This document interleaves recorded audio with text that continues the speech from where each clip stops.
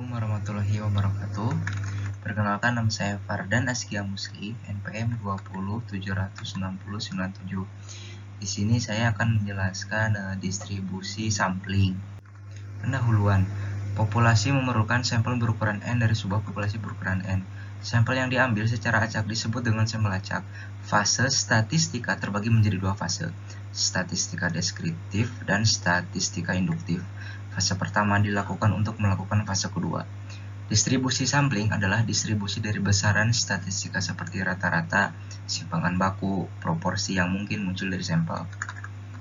Populasi adalah totalitas semua nilai yang mungkin, baik hasil menghitung maupun pengukuran, kuantitatif ataupun kualitatif, dari karakteristik tertentu mengenai sekumpulan objek yang lengkap dan jelas. Jika sampling dilakukan dengan metode yang tepat, analisis statistika dari suatu sampel dapat digunakan untuk menggeneralisasikan keseluruhan populasi.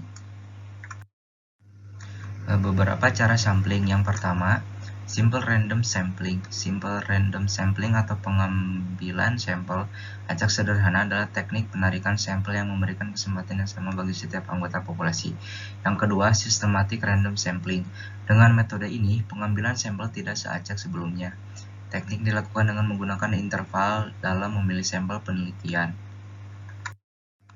Yang ketiga, stratified random sampling. Sampel acak berstrata didasarkan pada tingkatan tertentu. Awalnya, peneliti harus mengetahui kesamaan dan perbedaan karakter yang dimiliki oleh populasi. Yang keempat, cluster random sampling. Pengambilan sampel cluster dilakukan dengan cara membagi populasi ke dalam beberapa kelompok. Pembagian dapat didasarkan pada lokasi, usia, jenis kelamin, dan kategori lain yang setara. Yang kelima, multi-stage sampling. Metode ini adalah gabungan antara stratified cluster dan simple random sampling. Biasanya multi-stage sampling dilakukan kepada populasi yang jumlahnya sangat besar. Selanjutnya, hubungan standar deviasi, standar error, dan ukuran sampel. Di sini ada gambar distribusi sampling, pengertiannya gitulah. Berdasarkan pada gambar di samping, kita melihat bahwa semakin banyak jumlah sampel, nilai standar error semakin kecil. Berarti memiliki lebih banyak data membuat varians dan kesalahan standar semakin kecil dan menghasilkan estimasi parameter lebih akurat. Selanjutnya, semakin besar standar deviasi untuk populasi, semakin besar kesalahannya. Untuk mendapatkan standar error yang kecil, kita harus menemukan standar deviasi populasi terkecil dan menggunakan sampel sebanyak mungkin.